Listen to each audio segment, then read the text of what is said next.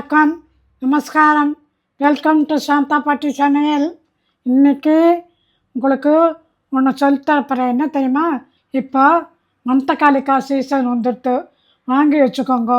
நான் சொல்கிறபடி போட்டு காய வச்சுருந்தீங்கன்னா வருஷம் பூரா உபயோகமாக இருக்கும். எப்படி பண்ணுறதுன்னு பார்க்கலாமா? மணத்தக்காளிக்காய் வாங்கினோன்னா அப்படியே போடக்கூடாது. நிறைய பெரிய பாத்திரத்தில் தண்ணியை கொட்டி அந்த அதில் இருக்கிற குப்பை கூளம் அழுகல் எல்லாத்தையும் எடுத்து போட்டுட்டு 2-3 தடவை அலசணும். அலசி தனியாக ஒரு பாத்திரத்தில் வைக்கணும். இப்போது நல்ல புளிப்பு தயிரில் இதுக்கு தேவையான உப்பை போட்டு திருப்பி கொட்டி நல்லா 2 நாள் ஊற வைக்கணும். இப்போ உப்பை போட்டணும். எவ்வளோ உப்புன்னு என்ன கணக்கு? 2 அழாக்கு உப்பு வேணும். உப்பில் கல்லெல்லாம் இருக்கும், அதெல்லாம் முதல்ல நல்லா கரைச்சிட்டு இந்த தயிரை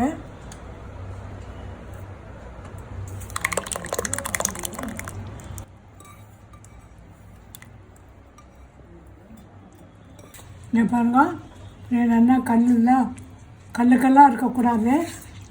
ஊறினா அப்புறம் கல் வரும். நல்லா முடிச்சுட்டு அதை அப்படியே இதில் விட்டுடணும்.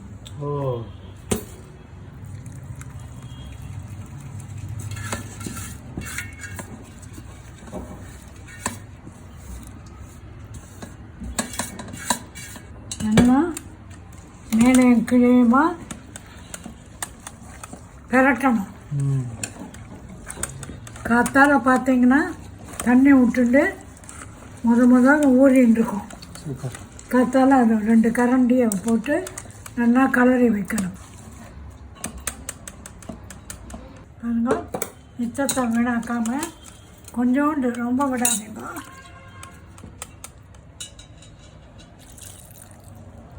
அவ்வளோதான்.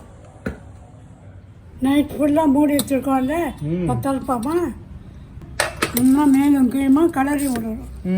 பாருங்க எவ்வளோ தண்ணி முட்டி இருக்கு.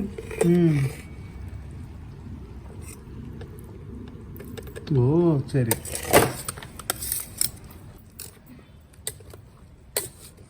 கலரி விட்டுட்டு என்ன பண்ணணும்? மூடி வைக்கணும். இன்னும் 2 நாள் ஊறணும். இப்போ சொன்ன மாதிரி 3 நாள் இதை பண்ணணும். இப்போ பாருங்க, ஊறின உடனே கலர் மாதிரி கொஞ்சம் லைட்டாக வந்துருப்பாங்க. இதுதான் பதம். உடனே எடுத்து காய வைக்கணும். ரொம்ப ஊறினா கொலன்னு ஆகிடும். இது ஊற வச்சுருக்கேன் பாருங்க, எனக்கு ரொம்ப பிடிக்கும். இதில் இப்படியே எடுத்து இப்போ கப்பில் போட்டு வச்சுட்டு தயிர் சாதத்துக்கு பச்சையாக தொட்டுண்டா பிரமாதமாக இருக்கும். இதை அப்படியே மாடியில் எடுத்துகிட்டு போய் தட்டில் போட்டு காய வைக்கலாமா? இப்போ நாங்கள் எங்காட்டு மொட்டை மாடிக்கு வந்திருக்கோம். என்ன பண்ண போகிறோம் தெரியுமா? இந்த மணத்தக்காளி கலரி நல்லா வடிகட்டி தண்ணி இல்லாமல் வச்சு கையால் கூட போடலாம்.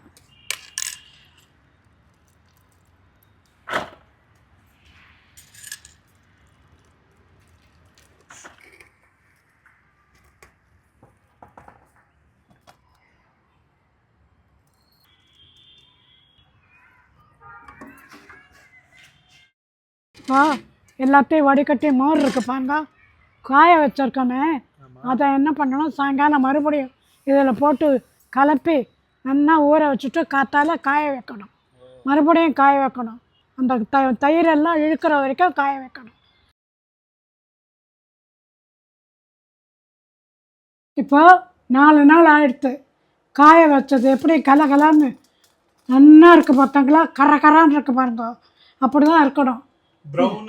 ப்ரௌனு கலராக வந்துடுது பாருங்க. இதில் கொஞ்சோண்டு எண்ணெயை விட்டு நல்லா வறுத்து பொன் கலரில் வறுக்கணும். போட்டு தயிர் சாத்தில் சாப்பிட்டா தேவாமிர்தமாக இருக்கும்.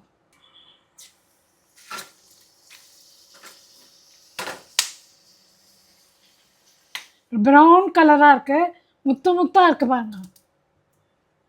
பார்த்தீங்களா சத்தம்? பார்த்தீங்களா? அவ்வளோ நாள் காயணும்.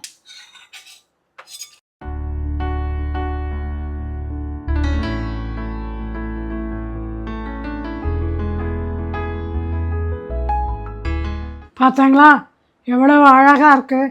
இந்த சுட்டரிக்கிற வெயிலில் இந்த தயிர் சாதமும் இந்த மணத்தக்காளிக்காய் வத்தல் சாப்பிட்டா ஆஹா பிரமாதமாக இருக்கும். சில்லுன்னு இருக்கும் உடம்பு. இது தயிர் சாதத்துக்கு மட்டும் இல்லை, தொட்டுக்க இல்லை, வத்த குழம்பு பண்ணால் அமிர்தமாக இருக்கும். பண்ணி பாருங்க.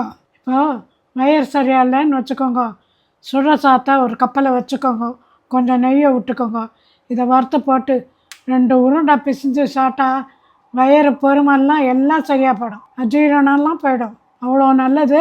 சாப்பிட்டு பாருங்க. இது மாதிரி நிறைய ரெசிபிஸ் போடுறேன். சப்ஸ்கிரைப் பண்ணுங்க. நன்றி, வணக்கம்.